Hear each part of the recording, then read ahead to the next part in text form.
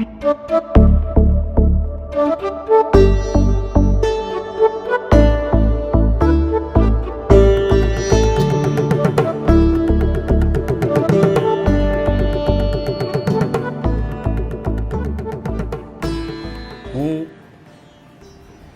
રાકેશ મોદી, વડોદરામાં મારી કર્મભૂમિ છે અને વ્યવસાયે હું નાટ્ય શિક્ષક પણ છું અને આજે આપની સાથે થોડોક સંવાદ પણ કરવાનો છે. પણ એ કરતાં પહેલાં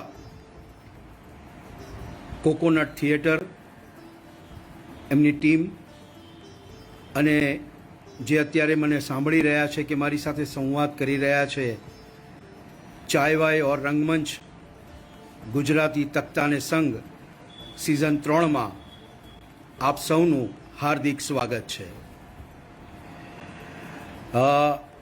આજનો વિષય રાખ્યો છે રંગમંચનું શિક્ષણ કેમ જરૂરી.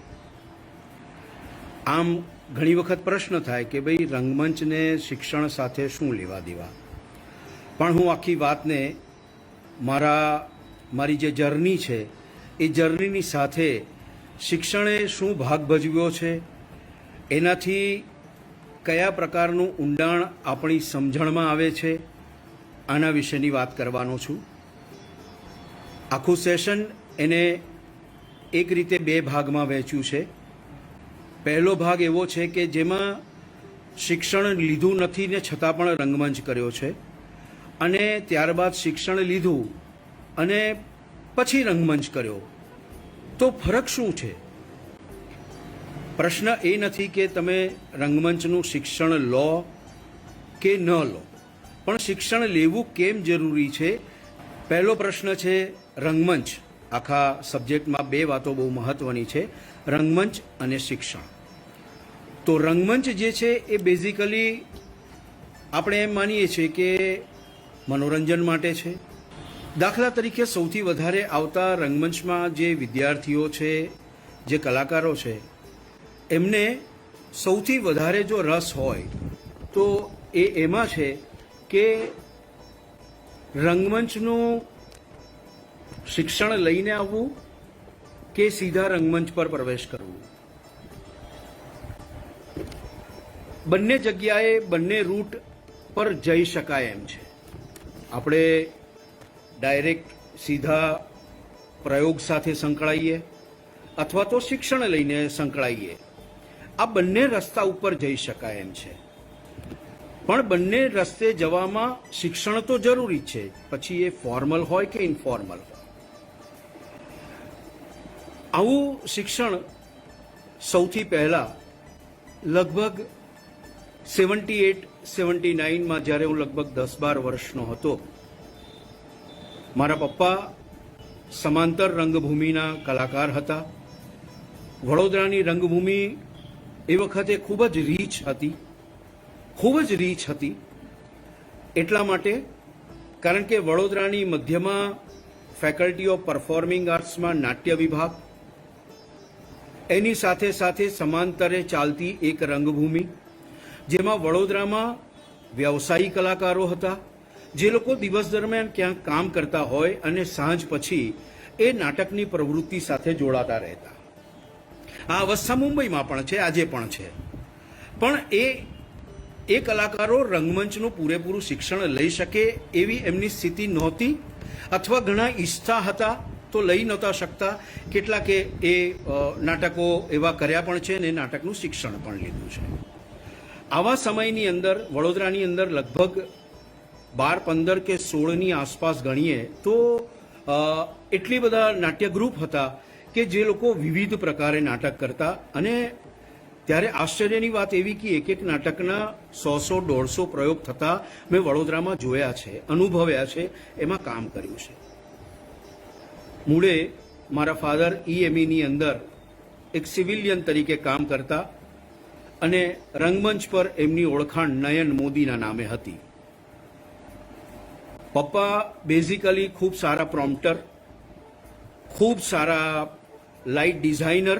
ત્યારે લાઇટનો જમાનો જુદો હતો, આજનો જમાનો જુદો છે.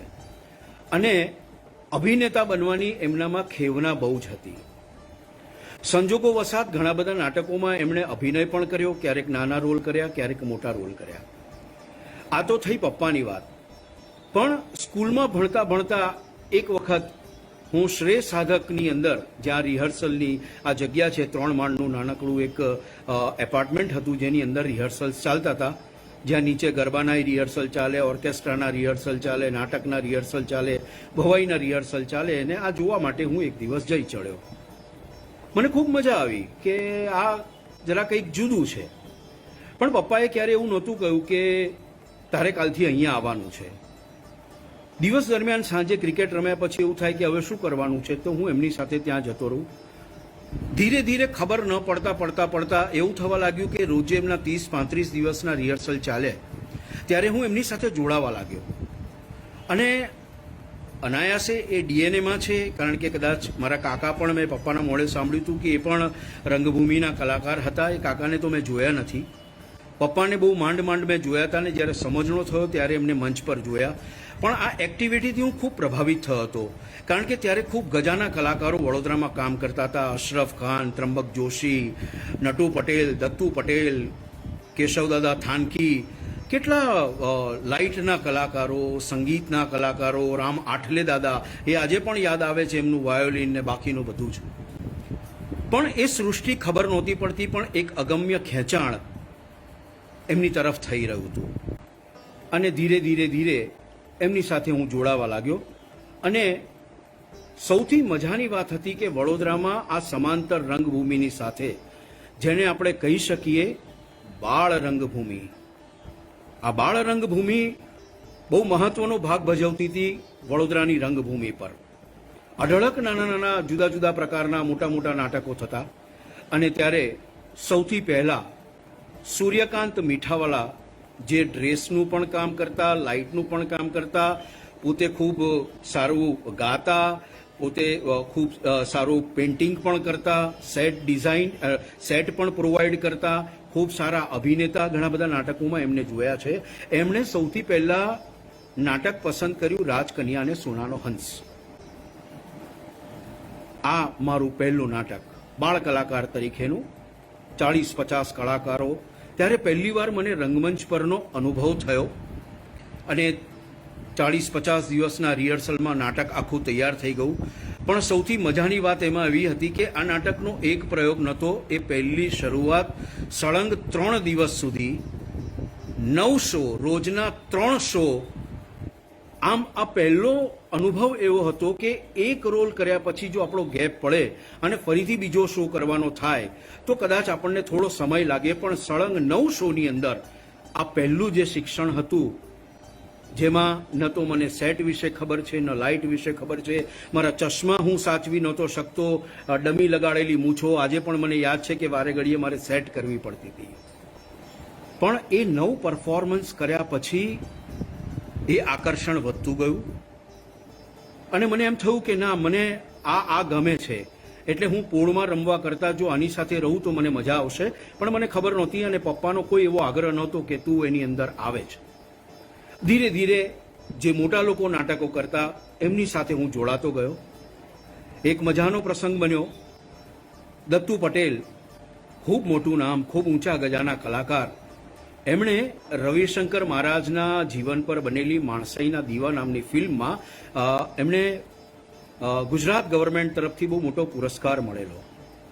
અને ખૂબ પ્રયોગાત્મક, એ સમયમાં એ પ્રયોગાત્મક નાટકો કરનાર એવા વ્યક્તિ હતા જેમને ખૂબ નાના નાટકો એવી રીતે પસંદ ન પડે, પણ જેમાં કોઈ ચેલેન્જ હોય, સેટની દ્રષ્ટિએ હોય, પાત્રોની દ્રષ્ટિએ. તો એમણે એક કાચી કેરી પાકો રંગ નામના નાટકમાં એ કામ કરતા. અને મારા પપ્પા એક ડૉક્ટરનો રોલ કરતા. એક દિવસ અચાનક એમને રિહર્સલમાં એવું થયું, કારણ કે બાજુમાં વંટોળ નામનું નાટક ચાલતું હતું અને એમાં હું ત્યાં રિહર્સલ જોતો હતો. મને બોલાવ્યો કે તારે આ ડૉક્ટરનો રોલ કરવાનો છે. તો હું જરા ચમકી ગયો કે હું આટલો નાનો છું ને ડૉક્ટરનો રોલ કેમ? તો કે ના, મારે આવો જ અત્યારે તારા પપ્પાને બાજુમાં મૂકી દઉં છું. મેં ના પાડી દીધી છે નયનને, અને આ રોલ તારે કરવાનો છે. તો હું તો એક સેકન્ડ ચમકી ગયો કે આટલા બધા મોટા કલાકારો ચેતનાબેન મહેતા, દત્તુ પટેલ ને આ બધા કલાકારોની સાથે હું કેવી રીતે એક બાળ કલાકાર તરીકે નાનો બાળકોનું નાટક કરવું હોય તો સારું. પપ્પાએ ઘરે મને ટ્રેનિંગ આપી કે એમને એક બટકા અને ઠીંગણા ડૉક્ટરની જરૂર છે. ત્યારે બાળ કલાકારની સાથે સાથે જે મેચ્યોર્ડ કલાકારો હતા એમની સાથે મંચને શેર કરવાની મોટામાં મોટી તક મળી. આ તકે મારામાં વિશ્વાસ ઊભો કર્યો. એ જ અરસામાં ફેકલ્ટી ઓફ પરફોર્મિંગ આર્ટ્સ ત્યારે મ્યુઝિક કોલેજના નામે ઓળખાતી હતી. હજુ સુધી હું સ્કૂલનું શિક્ષણ લઈ રહ્યો હતો, એટલે આજે જેણે આપણે ભરતનાટ્યશાસ્ત્ર કે સ્ટાનિસ્લાવસ્કી આ સિસ્ટમ જે કહીએ છીએ એના વિશે મને કોઈ ખ્યાલ નહોતો. મને એટલું હતું કે નાટક મળે એટલે ડાયલોગ આપણે તૈયાર કરવાના, આપણને જે મુવમેન્ટ બતાવે એ પ્રમાણે કરવાનું, જે પ્રમાણેના હાવભાવ કીધા છે એ પ્રમાણેનું બધું આપણે વ્યવસ્થિત રીતે કરવાનું, આટલી મારી સમજણ. અને ત્યારે મ્યુઝિક કોલેજમાં લોકનાટ્ય 79 રાસ્તે કા પથ્થર નામની એક ભવાઈ, જેમાં પછીથી જે અમારા ગુરુ બન્યા આદરણીય યશવંત કેળકર સર અને માર્કંડભાઈ, એ બંને નાટકમાં એ ભવાઈ શોમાં કામ કરતા હતા. તો હું એમાં બાળ કલાકાર તરીકે કામ કરવા માટે આવ્યો. ત્યારે મેં પહેલીવાર આ મ્યુઝિક કોલેજનો રંગમંચ જોયો અને હું અચંબિત થઈ ગયો કે કારણ કે મેં ત્યાં સુધી ગાંધીનગર ગુરુ જોયું હતું, બીજા થિયેટર જોયા હતા, પણ અહીંયા આવવાનો ક્યારેય મોકો મળ્યો નહોતો. એટલે મારા મૂળિયા એક ક્ષણે ત્યાં થોડાક પાકા થઈ ગયા કે જો હું ભણી રહું ને તો અહીંયા આવું તો વાંધો નહીં. એટલે મેં પપ્પાને પૂછ્યું, એટલે પપ્પાએ એવું કીધું કે તું હમણાં જે ભણવાનું કામ કરે છે ને એ પૂરું કર, 12મું પૂરું કર્યા પછી આપણે જોયું જશે. એટલે મારા મનમાં જરા લાલસા વધારે જાગી. મેં કહું આ પાછું મને આર્ટ્સ, કોમર્સ ને સાયન્સ કરાવશે તો મને નહીં ફાવે, કારણ કે આ બધા વિષયો સાથે મને 36નો આંકડો હતો ત્યારે. હા, નાટક માટે નહોતો, કારણ કે એક અદમ્ય પ્રકારની લાગણી એની સાથે સર્જાઈ ગઈ હતી. એ 2 કે 3 શો કરીને હું ચાલ્યો ગયો. ત્યાર પછી વનરાજ શાહ જેઓ બાળ પ્રવૃત્તિ એટલે બાળ નાટકો સાથે પણ જોડાયેલા રહ્યા અને મોટા લોકો સાથે પણ નાટકો કરતા. એમણે અલીબાબાને 40 ચોર નામનું એક નાટક કર્યું. એમાં એક બહુ નાનકડો રોલ મળ્યો, ક્યારેક કોરસમાં, બેકસ્ટેજમાં. 60-70 બાળ કલાકારોને ભેગા કરવાના, એમને આ મંચ પર લાવવાના, એનું ઓર્ગેનાઇઝેશન. અને જેવો હું થોડો મોટો થયો ત્યાં એમને વિચાર આવ્યો કે મારે અલ્લાદીનને જાદુઈ ચિરાગ કરવું છે.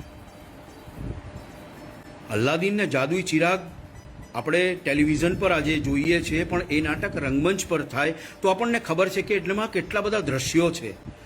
અલ્લાદીન નાનો હોય ત્યાંથી મોટો બને અને પછી એની આખી ઘટના રજૂ થાય. ત્યારે પહેલીવાર મને ત્યાં સ્ટેજક્રાફ્ટ ખબર પડી. એક કરતાં અનેક વિષયો એની અંદર આવતા ગયા. હું મારા પપ્પા સાથે લાઇટ ડિઝાઇનમાં એમને મદદ કરતો રહ્યો. એ નાટકમાં હું અલ્લાદીનની ભૂમિકા ભજવતો હતો ને આજનો ખ્યાતનામ ડિરેક્ટર અને ક્રિએટિવ હેડ અપૂર્વ આચાર્ય, એ ત્યારે નેગેટિવ કેરેક્ટર જે હતું સામે વિલન જેને આપણે કહીએ, ખલનાયક કહીએ, એ એની ભૂમિકામાં અમે સાથે રહ્યા. પણ અહીંયા શિક્ષણ જે હતું એ હતું કે માત્ર નાટક નહોતું કરવાનું, એમની ગેરહાજરીમાં ડિરેક્શન પણ કરવું પડે. એ બતાવે બધું, નવા છોકરા આવે એમને બતાવવાનું, એમણે જે પ્રમાણે કહ્યું છે બધું ગોઠવી આપવાનું, નાટકની બધી વ્યવસ્થા કરવાની, પોસ્ટર લગાડવાના, સ્કૂલોમાં જવાનું, એ લોકોને પાસીસ આપવાના.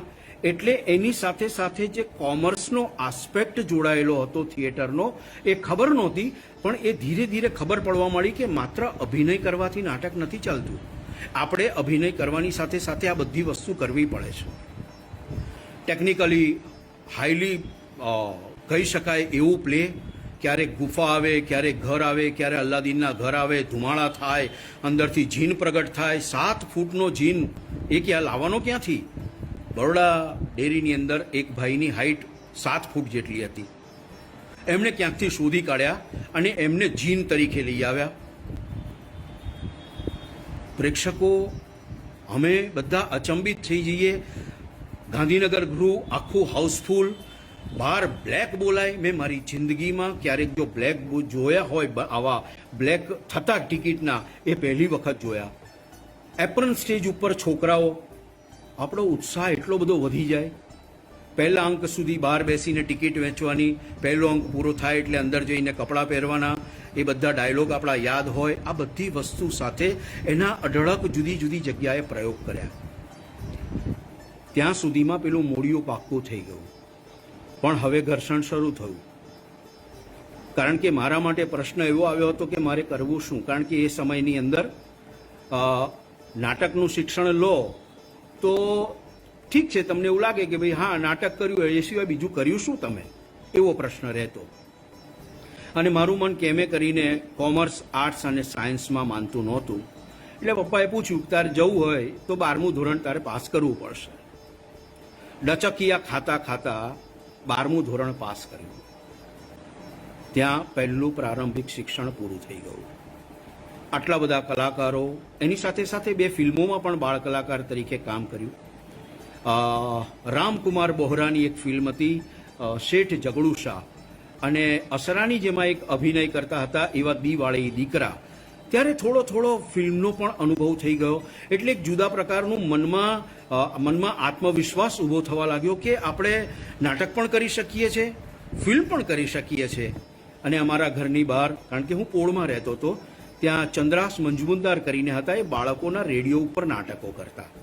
તો એના કારણે સીધો પરિચય થયો રેડિયો સાથેનો. એટલે રેડિયો, ફિલ્મ અને સ્ટેજ, આ ત્રણેયની અંદર, અને સાથે સાથે પપ્પાની સાથે કામ કરતા કરતા જે મોટા વયસ્ક લોકો નાટકો કરતા હતા, તો એમની જે મેચ્યોરિટી સાથે, તો આ બધું એક શિક્ષણ જે થયું એ કોઈ લિખિત નહોતું, કોઈ શાસ્ત્રોક્ત નહોતું, પણ એ મારા મનસ પટલ પર જે પણ કંઈ ઝીલાતું હતું એનાથી એક ચોક્કસ આકાર બનતો હતો. પણ એ આકાર એવો હતો કે જેને કોઈ ખૂણો ખાંચો અથવા એક ચોક્કસ શેપ કહીએ એ દેખાતો નહોતો. પપ્પાએ ક્યારે રોક્યો નથી.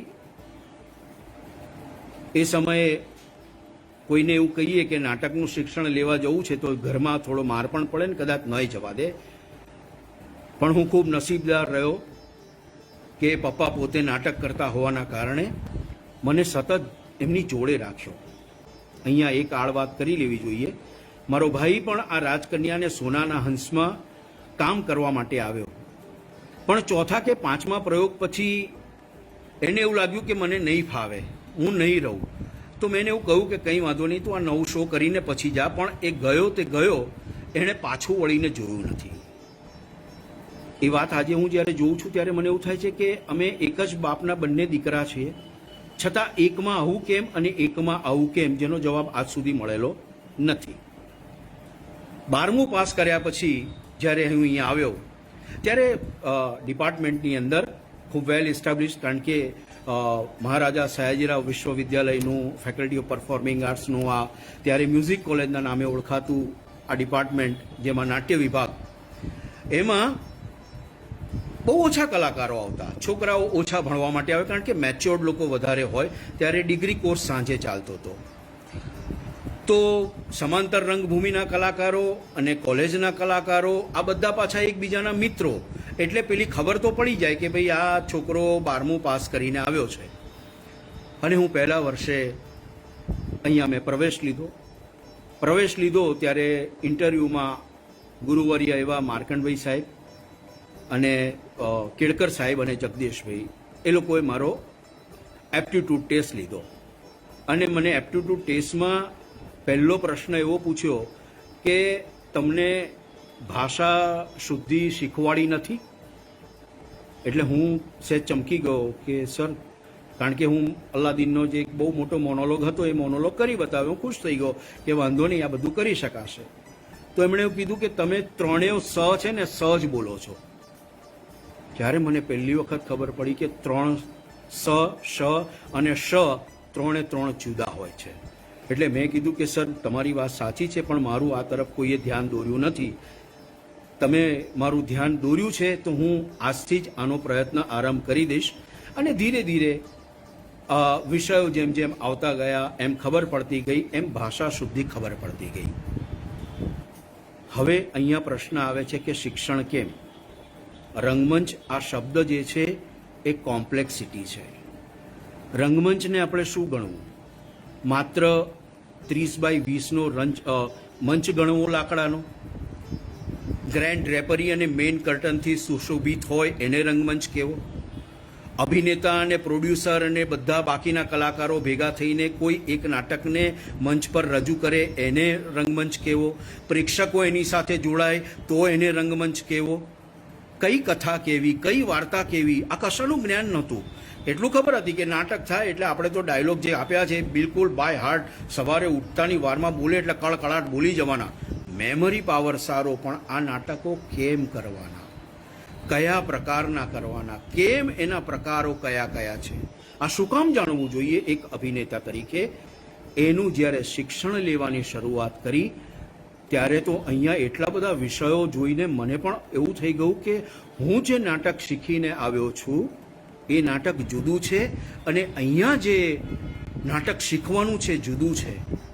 કારણ કે અહીંયા લિટરેચર છે, અહીંયા એક્ટિંગ છે, અહીંયા પ્રોડક્શન છે, આ થિયોરી છે. લિટરેચરની અંદર હું ગુજરાતનું સાહિત્ય સમજતો હતો, એની સાથે સાથે પૂરા ભારતનું સાહિત્ય આવ્યું, વિદેશનું સાહિત્ય આવ્યું, વિદેશના નાટ્યકારો આવ્યા, એની રંગભૂમિ આવી અને ધીરે ધીરે ધીરે ધીરે મારા મનની અંદર આખું ચિત્ર પલટાતું ગયું કે જે રંગભૂમિ પર હું કામ કરીને આવ્યો એ પ્રારંભિક હતી, એ મનોરંજન માટે હતી, લોકોને એનો આનંદ પણ આવતો હતો, પણ એની સાથે સાથે રંગભૂમિનું બીજું પણ કામ એવું છે કે સમાજને જાગૃત કરવું.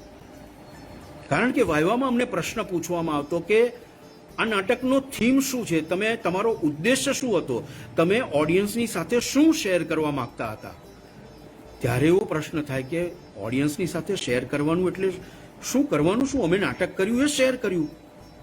ત્યારે પહેલી વાર ખબર પડી કે લખાયેલા શબ્દોની પાછળનો જે અર્થ છે એ અર્થ જો કલાકારને પામતા આવડે તો જ એનું એ પ્રત્યાયન યાને કે કોમ્યુનિકેશન થઈ શકે છે. એટલે અત્યાર સુધી શરૂઆતમાં ફર્સ્ટ યરમાં કરેલા નાટકોમાં જે જૂની પદ્ધતિએ હું કામ કરતો હતો એની પર થોડી સાફ સફાઈ થઈ. સૌથી પહેલું કામ મને આપ્યું જે આજે ગુજરાતી અને Hindi screen play writer Harshaben, એમણે મને બાકી ઇતિહાસમાં એક રોલ આપ્યો અને એ રોલ જોયા પછી તરત જ મારા માટે બાકીના બધા રસ્તા ખુલી ગયા. પણ સૌથી મહત્વની વાત એ હતી કે એ વખતની એ આખી ટીમમાં સૌથી નાનામાં નાનો 12મું ધોરણ પાસ કરીને આવેલો વિદ્યાર્થી હું એકલો હતો. મારી સાથે જેટલા મારા બધા મિત્રો હતા એ બધા મારાથી 5-6 વર્ષ મોટા, અનુભવી, બીજી ડિગ્રી કરીને આવેલા, બીજી જગ્યાએ નાટક કરતા. અને ત્યાં મારો સંપર્ક થયો. સ્વપ્નાબેન, પ્રભાકર દાભાળે, રૂપિન, કેટલા બધા મિત્રો આજે બધા રંગમંચમાં અને સ્ક્રીન ઉપર કામ કરી રહ્યા છે. 3 વિષય થિયોરીના આવ્યા, પછી પ્રેક્ટિકલ આવ્યું કે ભાઈ અભિનેતાએ તો કરવાનું શું, તો મેં કહું ડાયલોગ ગોખવાના, તો કે ના, વોઇસ એન્ડ સ્પીચની ટ્રેનિંગ આવી. એ ટ્રેનિંગની અંદર મને પહેલી વાર ખબર પડી કે મારા અવાજની ક્વોલિટી કેવી હોઈ શકે. પ્રાણાયામ, ઓમકાર, વોઇસ એન્ડ સ્પીચની જુદી જુદી એક્સરસાઇઝ કે એક્ટર એ બેઝિકલી એનું બોડી, વોઇસ એન્ડ માઇન્ડ આ 3 ખૂબ પાવરફુલ હોવું જોઈએ. જેની જાણ મને પહેલી વાર થઈ કે મારા શરીર વિશેની સભાનતા, મારા અવાજ વિશેની સભાનતા અને મારા મનની અંદર જે કોઈ વિચારો આવે છે એને વ્યક્ત કરવા માટે રંગમંચનો ઉપયોગ કેવી રીતે થાય, તો એ પણ શીખવાનું આવ્યું. એની સાથે સાથે આવ્યું સ્ટેજ ક્રાફ્ટ, એની સાથે સાથે આવ્યું ડિરેક્શન. એટલે રંગમંચના તમામ પાસાને આવરી લેતો આખું આ જે પેકેજ હતું જે બેચલર અને માસ્ટર આ બંનેમાં છે. કેટલીક જગ્યાએ સ્પેશિયલાઇઝેશન છે, અહીંયા સ્પેશિયલાઇઝેશન નહોતું. તમે એક વખત એડમિશન લો એટલે તમારે બેકસ્ટેજ કરવું જ પડે. જે આજે પણ આપણે ડાયરેક્ટ પ્રયોગમાં કામ કરવા માટે જઈએ તો પહેલાં બેકસ્ટેજથી શરૂઆત કરવી પડે છે, અહીંયા પણ બેકસ્ટેજથી શરૂઆત કરવી પડે છે. પણ અહીંયા ધીરે ધીરે એક ફાયદો એ થયો કે પપ્પા સાથે જ્યારે હું લાઇટ ડિઝાઇનમાં એમને કામ કરતો ત્યારે માર પણ ખાધો હતો. બુલબુલમાં 2 વાર લાલની જોડે લાલ છેડા જોડી દીધા અને કાળાની જોડે કાળા ઓર ઉલટા સુલટા કર્યા ત્યારે ભડકા પણ થયા અને 2 ઝાપટ સ્ટેજ ઉપર ખાઈ પણ લીધી. પણ એ લાઇટનું પ્રારંભિક બિલકુલ સામાન્ય લેવલનું જે શિક્ષણ હતું એ મને અહીંયા કામ આવ્યું અને મારી રસ રુચિ અભિનયની હતી. અને સાથે સાથે સાથે લાઇટમાં ત્યારે દીપક અંતાણી અહીંયા લાઇટ ડિઝાઇન કરતા. મહત્વની વાત એ છે કે 1-2 નાટક નહીં, આખા વર્ષમાં વિદ્યાર્થીઓની સંખ્યા વધારે એટલે વર્ષમાં લગભગ 40થી 50 નાટકો પરીક્ષા દરમિયાન, કારણ કે ત્યારે 3 પરીક્ષા થતી અને પરીક્ષા દરમિયાન લગભગ 30, 35, 40 નાટકોની આસપાસ ભજવાય. એક વર્ષમાં 30-35માંથી આપણે 22-25 નાટકમાં પણ જો અભિનય ઓર બાકીના પાસા ઉપર કામ કરીએ ત્યારે મને પહેલી વાર સમજાયું કે જે એક નાટક નહીં પણ 12-15 નાટક, એનો પરિવેશ, એના વાતાવરણ, એના પાત્રો, એના સંઘર્ષ, મારી સામે એક જુદી દુનિયા ત્યાં ઓપન થઈ ગઈ. એટલે કોઈ એક નાટક નહીં પણ દરેક નાટક પાછું જુદી શૈલી સાથે ત્યાં ભજવાઈ રહ્યું છે. તો આ શૈલી શું છે એનો ઊંડો અભ્યાસ થતો ગયો. અમારા ગુરુઓએ અમને પૂરતું શિક્ષણ પણ આપ્યું અને સાથે સાથે અમને સમજાવતા ગયા. અને એક જુદું શિક્ષણ કે તમને મંચ પર વારે ઘડીએ પારખ્યા પછી અમે રાહ જોઈને બેસતા કે પરીક્ષાનું નાટક પૂરું થાય. ટીવાય આવ્યું. ટીવાયમાં સૌથી પહેલું નાટક લીધું, અઘરું નાટક, જેની મને કેળકર સરે ના પાડી હતી. એ પ્રસંગ આજે મને યાદ છે. અને એ નાટક લીધું મહેશ એલકુંચવાર સાહેબનું સુલતાન. ક્રુએલ્ટી પર આખું નાટક બેઝ છે. નાટક પતી ગયું. ચાલે છે. નાટક પત્યા પછી વાયવા થયો. વાયવામાં સર ઊભા થઈને જતા રહ્યા. એટલે હું ખૂબ ગભરાઈ ગયો કે મને એવું લાગે છે કે મારા ડિરેક્શનમાં કંઈક મોટી ભૂલ થઈ ગઈ છે અને સર હવે મને બરાબરનો ખખડાવી નાખશે. સર ના પાડી દીધી કે હરીશભાઈ તારો વાયવા લઈ લેશે. જતા રહ્યા. 4-5 દિવસ પછી સરનો ગુસ્સો શાંત થયો. એટલે મેં એમને પૂછ્યું કે સર મારી શું ભૂલ થઈ? તો કે બેટા મેં તને ના પાડી હતી આ નાટક કરવાની. એટલા માટે તને ના પાડેલી હતી કે આ નાટક કરતાં પહેલાં તારે સામાન્ય સાદા સિમ્પલ નાટકો કરવા જોઈએ કે જેનાથી તું નાટકની કથા વસ્તુને સરસ રીતે પહોંચાડી શકે. તું 2, 4, 5 કલાકારોને મંચ પર કેવી રીતે મૂકવા એના પ્રયોગ કરી શકે. આ બધો પ્રયોગ તું સેટ, લાઇટ, કોસ્ચ્યુમ એ તું સરળતાથી પહેલાં સમજી લે અને પછી તું આ કરી શકે એમ છે. મેં સરને કીધું કે સારું, વાંધો નહીં. એટલામાં સમય આવ્યો બીજા નાટકનો અને ત્યાં મેં પ્રદીપ રાણેનું બહુ સુંદર નાટક છે, એકાંકી છે, સ્વગત સ્વગતે. એ જ નાટક સાહેબે મરાઠીમાં હતું. એમની પાસે હેન્ડ રિટન સ્ક્રિપ્ટ હતી. દાભાડે સરને આપી અને દાભાડે સરે એને ટ્રાન્સલેટ કર્યું ને મેં સરને કીધું કે આ નાટક મારે કરવું છે. તો તું કર. પછી મેં સરને કશું પૂછ્યું નથી. નાટક વાંચ્યું તો પહેલા, બીજા, ત્રીજા વાંચનમાં તો હું ગૂંચવણમાં પડી ગયો, કારણ કે આખા નાટકમાં બંને પાત્રો એકબીજાની સાથે વાત કરતા જ નથી. અને ધીરે ધીરે નાટક અનફોલ્ડ થતા લોકોની સામે, પ્રેક્ષક સામે આવે ત્યારે અંતે પ્રેક્ષકોને ખબર પડે છે કે આ બાપ અને દીકરી છે. આ એકદમ જુદા પ્રકારનો અનુભવ હતો. નાટકમાં તો સામે અભિનેતા જોઈએ, વાત કરવા જોઈએ, સંવાદ, રિએક્શન. દાભાડે સાહેબે આ નાટકની સેટ ડિઝાઇન કરી હતી. સિમ્પલ વાર્તા એટલી જ હતી કે એક મુંબઈના પરા વિસ્તારમાં રહેતો કુલી એના દીકરીને પરણાવી દે છે અને એનો હસબન્ડ પૈસાની જરૂરિયાત ખાતર એની દીકરીને કોઈ વેશ્યાગૃહમાં વેચી દે છે, જેની એને ખબર નથી પડતી. દીકરી વેશ્યાગૃહમાં જતી રહી છે, બાપ કુલી તરીકે કામ કરી રહ્યો છે. બંનેને એકબીજાની કાળજી છે. ત્યારે કોઈ ઇન્ટરનેટ નહોતું, કોઈ ફોન નહોતા, કોઈ પત્ર વ્યવહાર નહોતો, સંભાવનાઓ બહુ જ ઓછી હતી. દાભાડે સાહેબે આમાં એક સુંદર મજાની ડિઝાઇન કરી હતી. એ વેશ્યાગૃહની અંદર બારી બનાવી હતી, સામાન્ય રીતે મકાન, પણ આ બારી જે બનાવીને કલાત્મક હતી. આ બારી ઠાઠડીની બનાવી હતી. માણસ મરી જાય ત્યારે જે અર્થી આપણે બાંધીએ એ લાકડાની જે ઠાઠડી હતી એ ઠાઠડીથી એની વિન્ડો બનાવીને પછી દોરી લગાડીને સાડીઓ લગાડી અને પેલા વેશ્યાગૃહનું વાતાવરણ એમણે તૈયાર કર્યું. અને જેવું મને એવું થયું કે આ નાટક માટેની વ્યવસ્થા વધારે કરવી પડશે, કારણ કે પેશન્ટ નાટક પર મગજ પર બહુ હાવી થઈ ગયેલું. એટલે એ નાટક માટે આગલા દિવસે હું અર્થીનો સામાન લઈને ઘેરે પહોંચી ગયો. આ મારી મોટામાં મોટી ભૂલ હતી જે પછીથી સમજાઈ. પણ મને એવું હતું કે આવતીકાલે કદાચ કશું મળે ના મળે ને રહી જાય. અને જેવો એ સ્મશાનમાંથી એટલે ઠાઠડીવાળાને ત્યાંથી એ સામાન લઈને ઘરે પહોંચ્યો અને પપ્પા 2:30 વાગે ઓફિસમાંથી પાછા આવ્યા ને બધું બહાર જોયું એટલે તો ભડકી ગયા જોઈને. ઇવન પોળવાળા ભડકી ગયા કે એકદમ અચાનક શું થયું કે આવો બધો સામાન આવ્યો. અને પછી ધીરે ધીરે વાત આખી ખબર પડી ત્યારે પપ્પાએ કીધું કે બરાબર છે, સાચી વાત છે બેટા, પણ કેટલીક વસ્તુઓ ધ્યાનમાં રાખવી જોઈએ. એટલી જ નમ્રતાથી સમજાવ્યો ને વાત ત્યાં પૂરી થઈ ગઈ. ત્યારે આ બીજું શિક્ષણ મળ્યું કે કેટલી મર્યાદામાં કેટલે સુધીને વાસ્તવિકતા સુધી જવું તો એને ક્યાં સુધી લઈ જવું. ટર્નિંગ પોઈન્ટ હતો નાટક હોલી, જે ધર્મેશનો પણ પ્રશ્ન છે, ધર્મેશ પણ વાત કરી રહ્યો છે. આ નાટક દાભાડે સાહેબના જીવનનો વળાંક છે.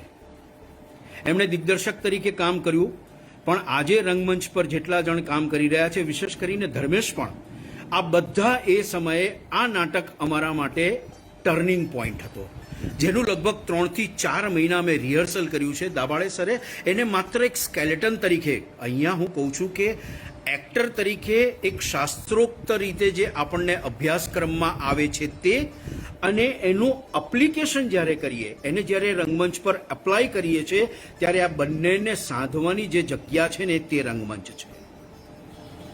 અને આ નાટકનો શો પરીક્ષામાં એટલો અદ્ભુત રહ્યો, તમને એવું લાગે કે મંચ પર અહીંયા ખરેખર હોસ્ટેલની અંદર જે છોકરાઓ નવા આવે છે, જેનો બહુ સારો શબ્દ છે, અત્યારે હું ભૂલી ગયો છું એકદમ, તો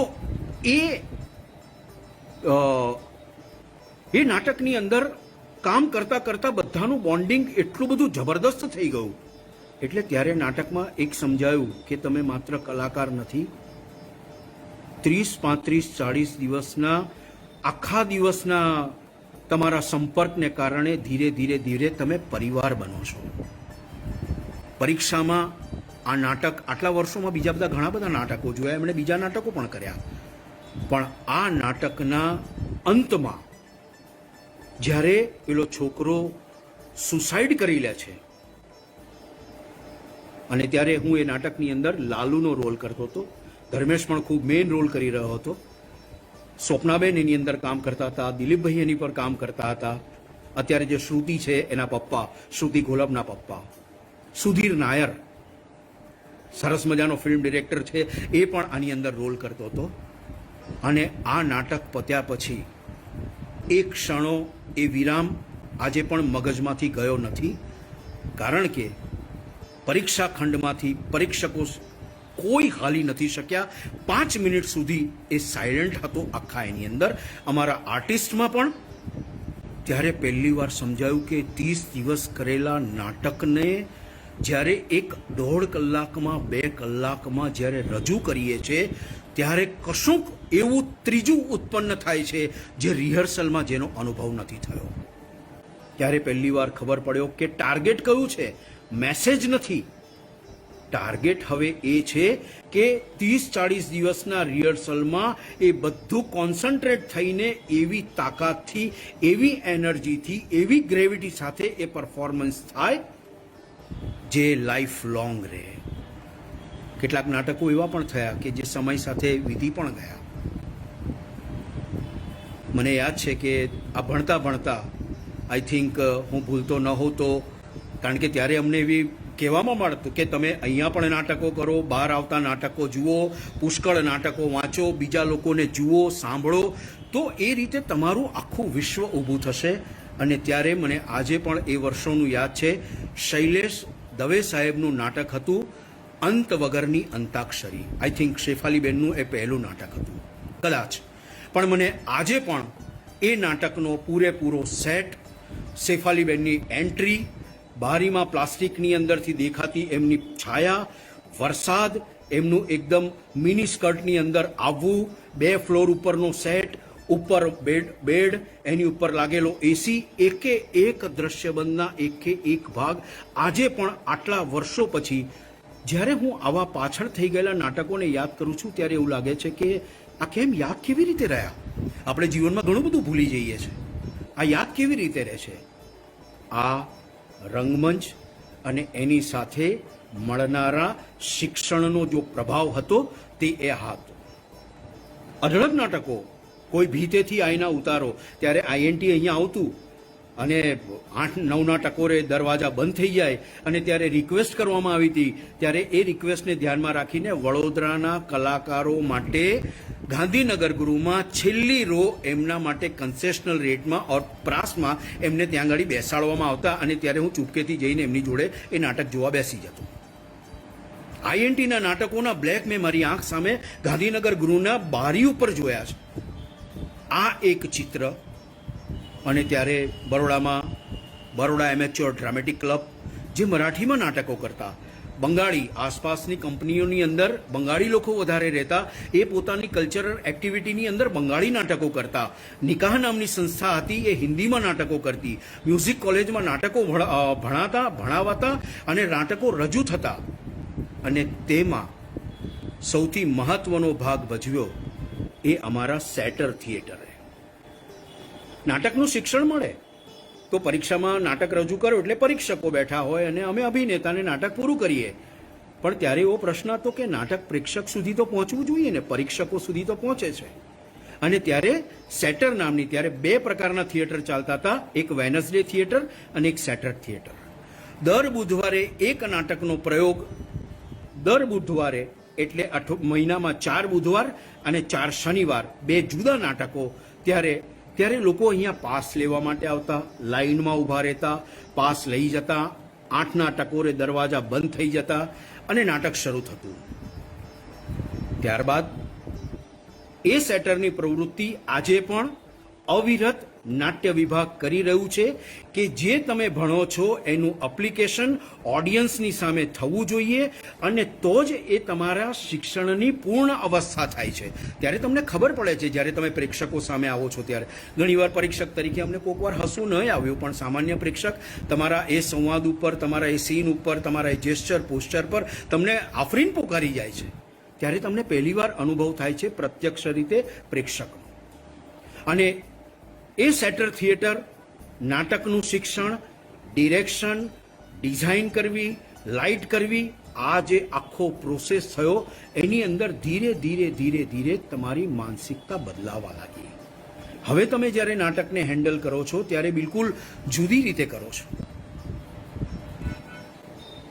એની સાથે સાથે છેલ્લા 10 વર્ષમાં એવો વિચાર આવ્યો કે વિદ્યાર્થીઓ અહીંયાથી ખાસા મુંબઈમાં જાય છે. ખૂબ આનંદ થાય છે જ્યારે ગુજરાત મિત્રની અંદર પાછળ એડવર્ટાઇઝની અંદર જોઈએ અને ડિપાર્ટમેન્ટમાં કામ કરેલા વિદ્યાર્થીઓ આજે ગુજરાતી રંગમંચ પર સ્ક્રીન પર આગળ જાય છે, એમના નામ વાંચીએ ત્યારે ખૂબ આનંદ થાય છે કે છોકરાઓ પ્રગતિ કરી રહ્યા છે. તો ત્યારે એવો પ્રશ્ન થયો કે એ લોકોને તો સળંગ 1, 2, 3, 4 પ્રયોગ કરવાના હોય છે. તો એ સ્થિતિને ધ્યાનમાં રાખીને અમે એવું નક્કી કર્યું કે જે દર શનિવારે 4 શનિવાર અલગ અલગ ભજવીએ છીએ, અમે 4 પ્રયોગ હવે એક સામટા કરશું. એટલે બુધવારે ટેકનિકલ થાય, ગુરુવારે, શુક્રવારે અને શનિવારે એક નાટકના સળંગ 4 પ્રયોગ થાય. જ્યારે આ 4 પ્રયોગ થવા લાગ્યા ત્યારે વિદ્યાર્થીને એ ખ્યાલમાં આવવા લાગ્યો કે જે સબ્જેક્ટિવલી એટલે શાસ્ત્રોક્ત રીતે જે મળ્યું છે એને એક પછી એક પ્રયોગ કરતા જતાં પોતાની ભૂલો સમજાવવા લાગી. એ ભૂલોને એ રેક્ટિફાય કરવા લાગ્યો અને ધીરે ધીરે એ ખોલવા લાગ્યો. કારણ કે આવું થાય ત્યારે જ એ વ્યાવસાયિક રંગભૂમિ પર જાય તો પૂરી તાકાત સાથે એ ઊભો રહી શકે એમ છે. ત્યારબાદ શિક્ષણ પૂરું થયું. આઈ થિંક ધર્મેશનું છેલ્લું નાટક હતું પંછી એસે આતે હે, મારું માસ્ટર ડિગ્રીનું, જેમાં ધર્મેશ મેઇન રોલ કરતો હતો. એ કરીને પછી એ મુંબઈ રવાના થયો. મારું માસ્ટર ડિગ્રી પૂરું થઈ ગયું. ત્યારબાદ ઇસરોમાં 1 વર્ષ પીચ ટેલિવિઝનમાં કામ કર્યું. ત્યાંથી પાછો વડોદરા આવ્યો. મુંબઈમાં અવારનવાર બરોડા એમેચ્યોર ડ્રામેટિક ક્લબની અંદર મારી સક્રિય ભૂમિકા રહી કેળકર સરને કારણે, અને એના કારણે વારે ઘડીએ મુંબઈમાં નાટકની સ્પર્ધામાં ઓર નાટકની ભજવણીમાં આવવાનું થતું. કારણ કે એક લાલસા હતી કે મુંબઈ આપણને કોણ લઈ જાય, એટલે નાટક તો લઈ જશે પણ ત્યારે બાકીના 2-4 નાટકો પણ જોવા મળશે ને ત્યાંનું થિયેટર જોવા મળશે. ત્યારે પાછો આવ્યો. બરોડાનું સીસી મહેતા ઓડિટોરિયમ, આમ આપ સૌ ગાંધીનગર ગૃહ, સયાજીનગર ગૃહથી પરિચિત છો. સીસી મહેતા ઓડિટોરિયમમાં ત્યાં ઓડિટોરિયમ સુપરવાઇઝર તરીકે લાગ્યો. ત્યાં મને પહેલી વખત ધીરે ધીરે સમજાયું કે થિયેટર આર્કિટેક્ચરનું મહત્વ કેટલું છે. નાટકમાં સ્પેસ કેવી હોય, એ સ્પેસ જુદી જુદી કેવી રીતે હોય છે એની મને સમજણ પડતી ગઈ. મારો માયલો ડિપાર્ટમેન્ટમાં વધારે હતો, એટલે ત્યાંના કોર્ડિનેટરે મને એવું કહ્યું કે રાકેશ, તારે અહીંયા રહેવાની જરૂર નથી, જો જગ્યા મળે તો તું નાટ્ય વિભાગમાં જજે. અને 93માં હું ટેમ્પરરી લેક્ચરર તરીકે આ વિભાગમાં જોડાયો. 95માં હું પરમેનન્ટ થયો. જે વિષયો ગઈકાલ સુધી હું શીખવતો હતો યા શીખતો હતો એ હવે શીખવાડવાનો સમય આવ્યો. પરિસ્થિતિઓ બદલાઈ ગઈ અને ધીરે ધીરે એને હું સમજતો ગયો. લિટરેચર ભણવું જુદું હતું, ભણાવવું જુદું હતું. વોઇસ એન્ડ સ્પીચ ભણવું જુદું છે અને ભણાવવું જુદું છે. અને આની સાથે ધીરે ધીરે મેં ચારેય દિશામાં કામ કરવાનું શરૂ કર્યું કે ભણાવવાનું કામ તો ખરું જ, પણ સાથે સાથે નાટક પર કામ કરવું, નાટકની અંદર શક્યતઃ એક્ટિંગ મળે તો એમાં કામ કરવું, અથવા ડિઝાઇનિંગ જો કલાત્મક રીતે કરવા મળે તો એ પણ કરવું. સાથે સાથે ફિલ્મમાં કામ કરવાનું શરૂ કર્યું, ટેલિવિઝનમાં કામ મળવાનું શરૂ થયું, રેડિયોમાં. અને ત્યારે પહેલીવાર સમજાયું કે નાટકનું જે શિક્ષણ લીધું છે એ જ શિક્ષણ આ ચારેય માધ્યમમાં ઉપયોગમાં આવે છે, પણ માધ્યમ બદલાતા એને ટ્યુનઅપ કરવું પડે છે.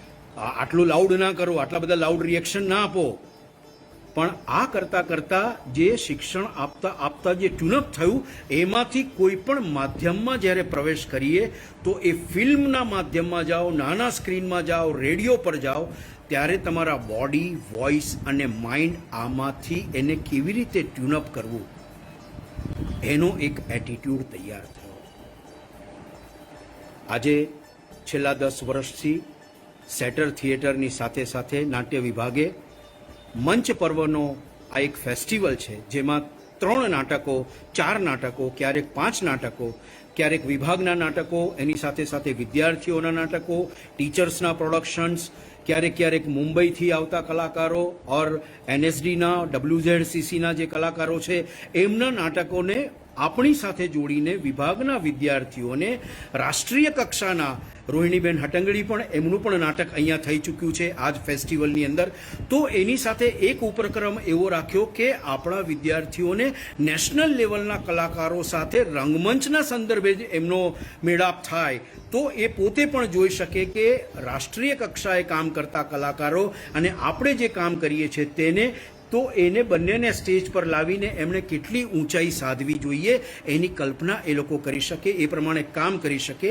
એ માટે વિભાગે છેલ્લા 10-11 વર્ષથી સેટર થિયેટરની સાથે સાથે મંચ પર્વ નામનો એક ફેસ્ટિવલ પણ શરૂ કર્યો છે. સમય આપણને કહી રહ્યું છે કે અહીંયા રોકાવવું જોઈએ. હું વિષયના સંદર્ભે અહીંયા રોકાવું છું. ઘણી બધી વાતો અધ્યાર્થ પણ રહી છે, કારણ કે વિષય અને મારો જે પ્રવાસ છે એમાં ઘણી બધી વાતો છે. પણ જો આપને કેટલાક પ્રશ્નો થયા હોય તો એ રંગભૂમિનું શિક્ષણ આપણી પરંપરામાં હતું. ભરતનું નાટ્યશાસ્ત્ર એનો સંકેત આપે છે. સુંદરી અને અમૃત જાનીની આત્મકથાઓમાં નાટકની પ્રત્યક્ષ તાલીમ કેટલી કઠિન હતી એના નિર્દેશનો મળે છે. એને આપણે અનૌપચારિક શિક્ષણ નહીં કહી શકીએ? કહી શકાય છે સર.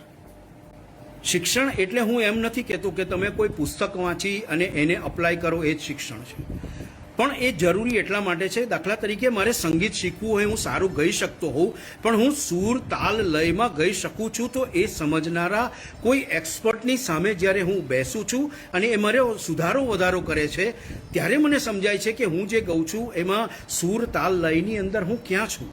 અને પછી મને ખબર પડતી જાય છે, કારણ કે એમાં મારો વિસ્તાર નથી થયો, એટલા માટે મને પેલી સમજણ નહોતી પડેલી. ઓકે, બીજા કોઈ મિત્રોને પ્રશ્ન હોય તો આપણે વાત કરી શકીએ એમ છે.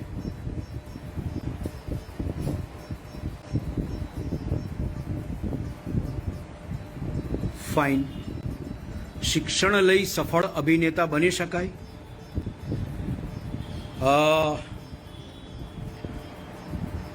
અભિનેતા બની નથી શકાતું. બનવા માટેનો પ્રયત્ન ચોક્કસ કરવાનો હોય છે. આપણને અભિનેતા કોઈ બનાવતું નથી. કોઈ આપણને અભિનેતા બનાવતું નથી. આપણે અભિનેતા તરીકે તૈયાર કરવા માટે બોડી, વોઇસ, માઇન્ડ, આપણી 5 જે સેન્સીસ છે તે, આની ઉપર આપણે કેટલું કામ કરીએ છીએ, આપણું વાંચન કેટલું છે, આપણે સોસાયટીને કેટલી સમજીએ છીએ, આપણા આસપાસના પરિવેશનને કેટલો સમજીએ છીએ, સામાજિક પરિસ્થિતિ, આર્થિક પરિસ્થિતિ, રાજકીય પરિસ્થિતિ, આ બધી વસ્તુને આપણે નાટકમાં કામ કરતી વખતે ધ્યાનમાં લેવી પડે છે. હું તમને એક સાદો છેલ્લો દાખલો આપી દઉં. આટલા વર્ષોના અનુભવના નિચોડ રૂપે 3-4 વર્ષ પહેલાં વડોદરામાં પ્રભાકર દાભાડે સાહેબે ભારત ભાગ્ય વિધાતા આ નામનું નાટક કરેલું. આ નાટક એટલે સરદાર વલ્લભભાઈના જીવન પર આધારિત, અને એમાં પાર્ટીશન પહેલાના જે 2 વર્ષ જે ખૂબ સંઘર્ષ ભર્યા રહ્યા, એ નાટકનું મંચન દાભાડે સાહેબે કર્યું. એનો સેટ હેવી, બાકીનું બધું જ હેવી. મંચની ઉપર આખો ફરતો રંગમંચ એમણે બનાવેલો. પહેલો અંક જુઓ તો તમને બ્લેક એન્ડ વ્હાઇટ ઇફેક્ટ લાગે. આ નાટકની અંદર હું સરદાર વલ્લભભાઈની મુખ્ય ભૂમિકા ભજવતો હતો. આ નાટકની પ્રિપરેશન તમે સમજી શકો છો કે મેં સરદાર સાહેબને ક્યારેય જોયા નથી, કારણ કે મારો 67માં જન્મ થયો, હું ભણ્યો 86માં, એટલે મેં કંઈ જોયા છે એમને ચિત્રોથી જોયા. હું અહીંયા મારો ખાલી પ્રવાસ કહું છું કે આટલા બધા શિક્ષણના અંતે હજુ પણ મારું શીખવાનું પૂરું નહોતું થયું. મારે માત્ર બાહ્ય દેહે સરદારને રજૂ નહોતા કરવાના. એમના વિશેના તમામ વિડીયોઝ, તમામ લેખો, બધું જ, કારણ કે મને ખબર છે કે આદરણીય પરેશભાઈએ પણ આ રોલ કરેલો છે, ઘણા બધા મિત્રોએ કર્યો છે. 3-3.5 કલાકનું આ ફૂલ લેન્થ નાટક છે. આ નાટકમાં આ મુખ્ય રોલ કરવો એટલે એક ક્ષણની પણ ભૂલ કરી શકાય તેમ નથી, કારણ કે આ તલવારની ધાર પર ચાલવાનું હતું, કારણ કે તમે ઇતિહાસ રજૂ કરી રહ્યા છો. પણ એ નાટકનો પ્રયોગ, ભલે રિહર્સલ અમે ત્યાં કર્યા, પણ આખા દિવસ દરમિયાન એ નાટકના દ્રશ્યો, હું ગાર્ડનમાં ચાલતો હોઉં, હું જમવા બેઠો હોઉં, મારા ઘરમાં એક રૂમની અંદર એનો મિની સેટ લગાવી રાખેલો કે જ્યારે હું ફ્રી થઉં છું ત્યારે એના ચોક્કસ સીન લઈ અને જે સરદાર સાહેબની જે પેટર્ન હતી એ પેટર્નને મેં વોઇસ એન્ડ સ્પીચમાં કોઈ ફરક નથી કર્યો, કારણ કે મારી હાઇટ અને સરદાર સાહેબની હાઇટમાં આસમાન જમીનનો ફરક છે. તો હું કેવી રીતે, મારી 5.5-6 ફૂટની હાઇટ નથી, તો હું અવાજ દ્વારા પ્રેક્ષકોને 3.5 કલાક સુધી, કારણ કે મારે કેરિકેચર નહોતી કરવાનું, એ 3-3.5 કલાક સુધી મારા વોઇસ મોડ્યુલેશનથી એ હું કેવી રીતે કરી શકું છું. અને એના ધીરે એમના જે સરદારત્વ જે હતું, મારે સરદાર નહોતા રજૂ કરવાના, મારે સરદારનું સરદારત્વ રજૂ કરવાનું હતું. અને એ સરદારત્વ રજૂ કરવા માટે નાટ્યકારે મૂકેલા જેટલા પ્રસંગ છે એ પ્રસંગમાં એમના જેસ્ચર, પોસ્ચર, જે કંઈ બેસવાનું, ઉઠવાનું, ક્યાંક એમનો લહેજો, એમના વાક્યો તોડવાની જે રીત, પણ વોઇસ એન્ડ સ્પીચ મારી પોતાની, એનો એક ચોક્કસ ગ્રાફ બનાવ્યો. એક સીનની આગળ રોજ જે મેન્ટલી એની પ્રક્રિયા થાય એના માટે એમના જુદા ફોટોગ્રાફ્સ એક સીનની આગળ એ મૂકેલા છે, જેની અંદર એમના કોમ્પોઝિશન્સ છે. એટલે એક માનસિક અવસ્થા એવી નક્કી કરી કે હું આ જ છું અને આ જ છું. એ જો મારે કરવું હોય તો કેવી રીતે કરવું? યસ, શ્રુતિ વ્યાસ પૂછે છે, રંગમંચનું શિક્ષણ જીવન બદલી શકે છે? શિક્ષણ કોઈ પણ પ્રકારનું હોય એ જીવન બદલી શકે છે. શિક્ષણ હોવું જરૂરી છે, પછી એ રંગમંચનું હોય કે કોઈ પણ. સૌથી પહેલા જરૂરી છે કે શિક્ષણ હોવું જોઈએ.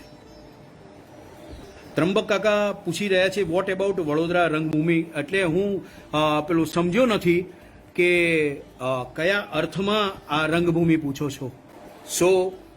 ઓકે મિત્રો, સમય પૂરો થવાની ઘડી આવી ગઈ છે.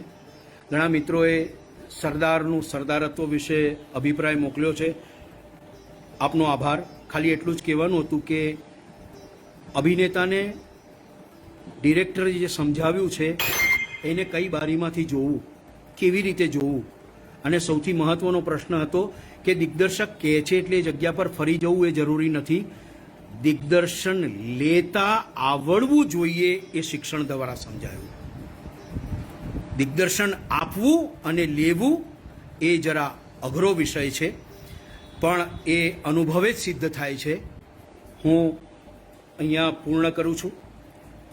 પૂર્ણ કરતા એક વાત એટલી જ કરવાની, ચાયવાય ઓર રંગમંચ ગુજરાતી તખ્તાને સંગ સિઝન 3 કોકોનટ થિયેટરના ફેસબુક પેજ ઉપર આપણે જોડાયેલા રહીશું. મને ખૂબ ગમ્યું છે આ નામ, કારણ કે નાટક શરૂ કરતા પહેલાં આપણે નારિયેળ ફોડીએ છીએ અને આ નારિયેળ જે છે ને એ શિક્ષણ જેવું છે. બહારથી બહુ કઠણ લાગે, એકવાર જ્યારે એને ફોડો ને પછી અંદરથી પેલી કાચલી નીકળે, પછી કોપરું નીકળે અને મીઠું પાણી નીકળે ને, એ જે આત્મસાત કરીએ ને એ પ્રેક્ષકોનો ને આપનો પણ આનંદ. આપની સાથે વાત કરી એનો ખૂબ ખૂબ આનંદ. ફરી મળીશું. Thank you very much. Coconut theatre અને એમની ટીમનો ખૂબ ખૂબ આભાર.